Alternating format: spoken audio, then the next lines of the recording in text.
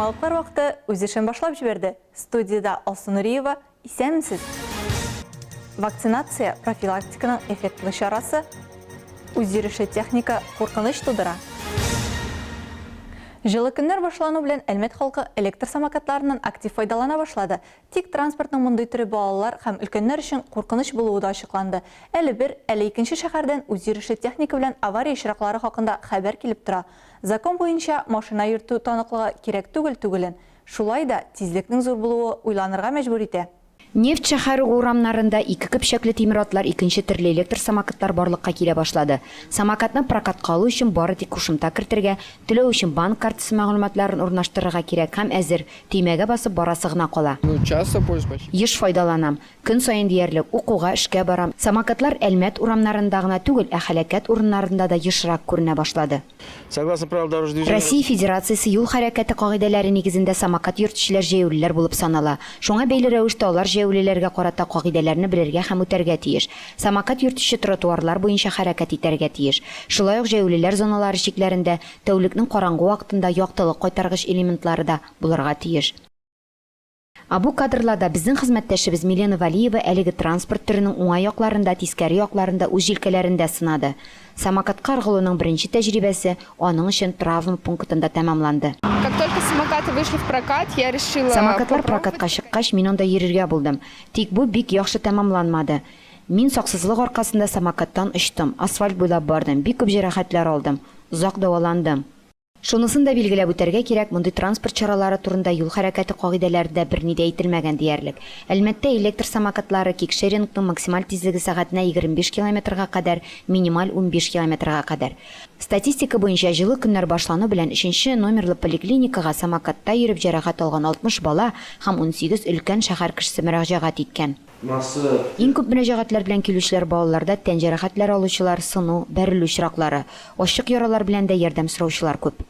Хәзер Казанда Татарстан территориясендә гамәлдә булачак электр самокатларын куллану кагыйдәләре эшләнелә. Хокук саклау органнары җәяүлеләргә дә, тиз йөрүчеләргә дә игътибарлы һәм сак булырга киңәш итә. Югыйсә беренче карашка гади самокат кебек тоелса да, юл хәрәкәтендә ул бик куркыныч тәмамланырга мөмкин. Фирай Юнусова, Мария Китаева, Рафаэль Сафин, яңалыклар вакыты Луч Әлмәт телекомпаниясе. Әлмәтлеләр коронавирусқа каршы прививка ясауны дәвам итәләр. Бу процедурага баручылар аның вирусқа каршы иң эффектлы чара икән ышанып башкара. Прививканы җитди хроник авырулар булмаган, 18 яше тулган, вакцинациягә кадәр 14 көн дәвамында COVID-19 лабораториясыннан авырулар белән контакт булмаган очракта ясыйлар. Тулырак алдагы минутларда. Салих һәм Гөлсирин Билаловлар үзләрен авырудан саклау өчен вакциналаштырырга килгәннәр. Өлкән яшьтәге бу кешеләр тормышның кадерен белергә һәм сакларга кирәклеген аңлыйлар. Шуңа күрә һәр вакыт үз сәламәтлекләрен алдан кайгыртуны хуп күрә.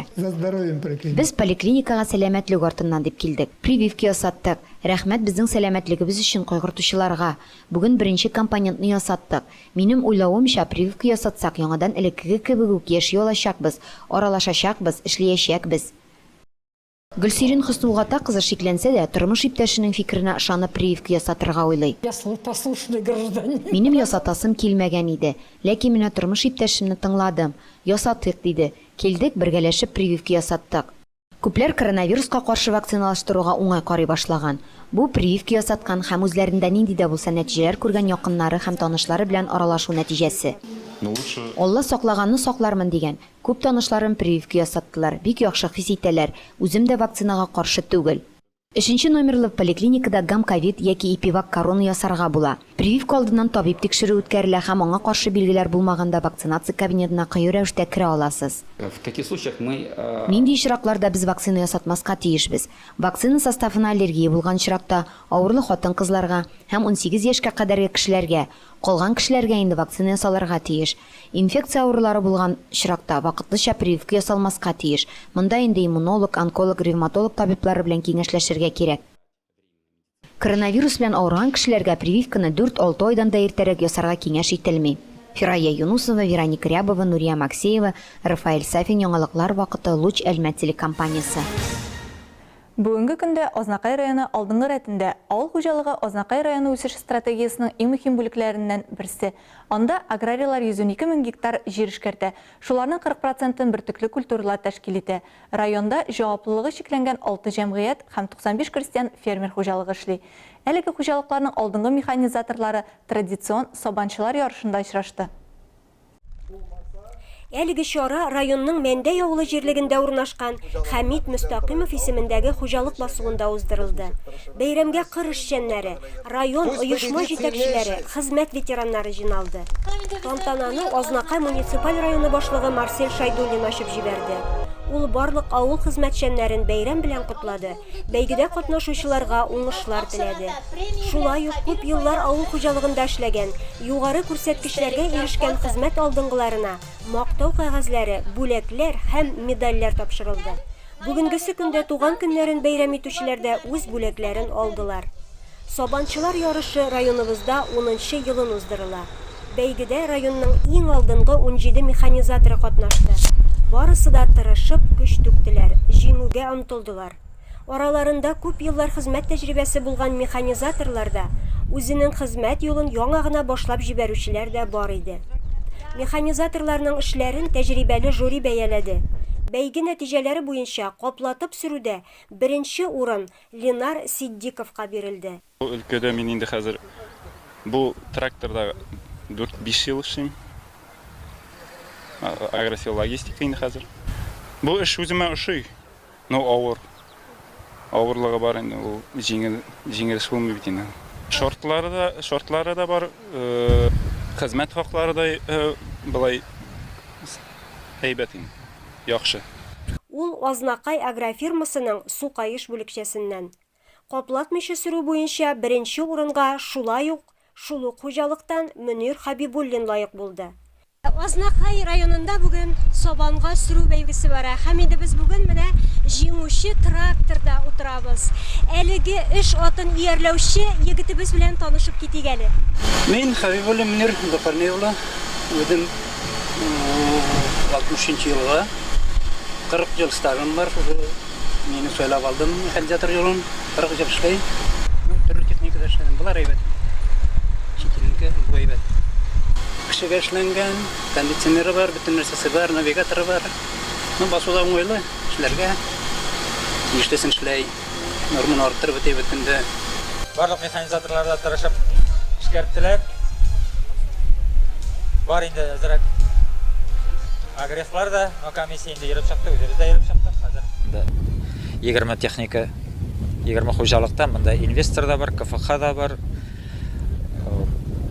Олар да бар инде, мондый хуҗалыклар да бөтенесе бер рәттән ярыштылар. Без инде моның белән авыл хуҗалыгының да профессияның данын күтәрергә тырышабыз, яшьләрне үзебезгә җәлеп итәргә.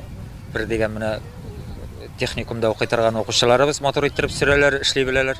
Сен укып бетерәм. И икенче елга инде уже или үзебезгә керәмешкә, или бер колхоз эшенә. Үзем Балтачтан, Ознакай районының шунда яшим дә инде, шунда көндә йөрим шунда. Профессия буенча бу профессия ошый миңа, белмим, бәләкәйдән ошый. Әти дә эшләгән, бабай да эшләгән шул профессиядә. Менә үзем дә шул профессиягә тарта. Сиддиков Ленар җиңүчеләргә һәм призерларга дипломнар һәм акчалата бүләкләр тапшырылды. Бәйрәм чарасы Мәдәният сарае артистлары тарафыннан әзерләнгән концерт номерлары белән үрелеп барды. Авылыма ял итәргә, кайтам әле ел саен. Дөятында мине көтә, сифа буйлы каен. Балачагын гөрләп үтте.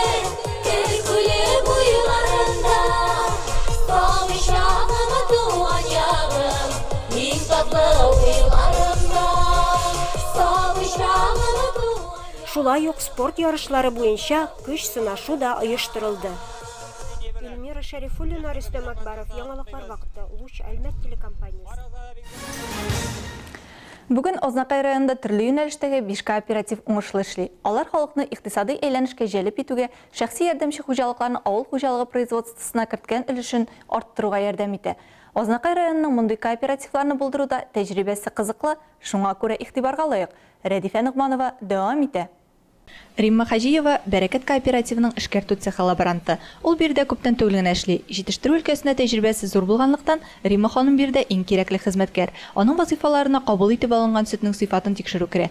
Римма ханым сүзләренә караганда, 2-3 ай эчендә эшкәртү цехында сөтне җитештерүчегә кире кайтару очрагы әле булмаган. Бу барыннан да элек кооперативның команда белән эше тулысынча җайга салынган дигән сүз. Коллектив белән Рәмис Сахапов җитәкчелек итә. Ул Башкортстанда туып үскән, 14 яшеннән Ознакай районының Сарлы авылында апасы гаиләсендә тәрбияләнгән. Апасының ире күп еллык тәҗрибәсе булган фермер. Рәмисне хуҗалык алып бару серләренә өйрәткән. Авыл хуҗалыгына карата кызыксыну уяткан. Нефтче авыл хуҗалыгы белгечлеге һәм эшмәкәрлек юнәлешендә белем алган вакытта ук Рәмис агросәнгать үсешен өйрәнгән. Шул белемнәре аңа 2017 елда Бәрәкәт кооперативына нигез салырга мөмкинлек бирә. Бәрәкәт республикада иң уңышлы кооперативларның берсе. Ул нулдән башланган һәм кертемнәреннән башка оештырылган һәм беренче елда ук үзенең нәтиҗәлеген күрсәткән. Кооператив 159 хуҗаны берләштерә һәм сөт җыю, сату һәм өлешчә эшкәртү белән шөгыльләнә. Сөтне монда көнгә 2 тапкыр җыялар. Фермерларга түләү айга 2 тапкыр башкарыла.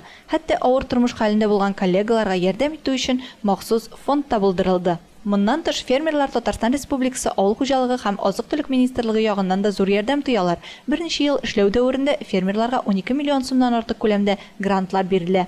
Алсу Нуриева, Рәдифә Нугманова, Вадим Тарасов, Луч телекомпаниясе яңалыклары, Әлмәт, Ознакай. Спорт легендасы көрәш буенча дөнья чемпионы Ильяс Галимовның тормыштан китүенә 1 ел булды. Гомере яшьле изелгән геройны Ильясның туган ягы Шермешен районында искә алдылар. Батыр үскән Туймәт авылында Татарстан Дәүләт Советы рәисе урынбасары Марат Әхмәтов, республиканың спорт министрлыгына вәкилләр, Татарстан көрәш федерациясе җитәкчелеге, көрәшчеләр, атаклы батырның туганнары һәм якыннары җыелды. Вакыт бара, гомер үтә.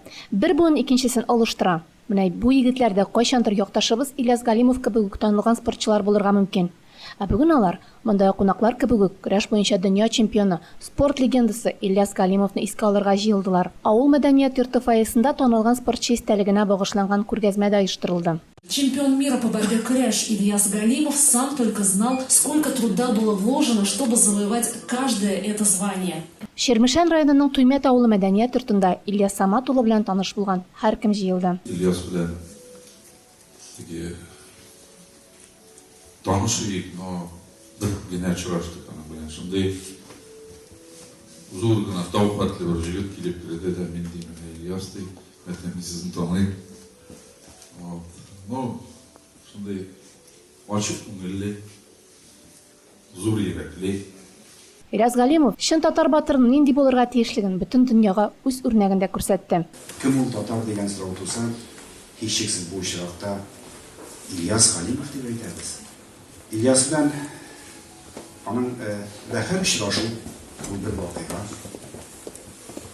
Аннан матурлык, чисталык, сафлык, ишкерсезлек ташып тора иде. Һәм аның һәр алымы бернинди бәхәскә урын калдырмый көрәш киләмендә дә.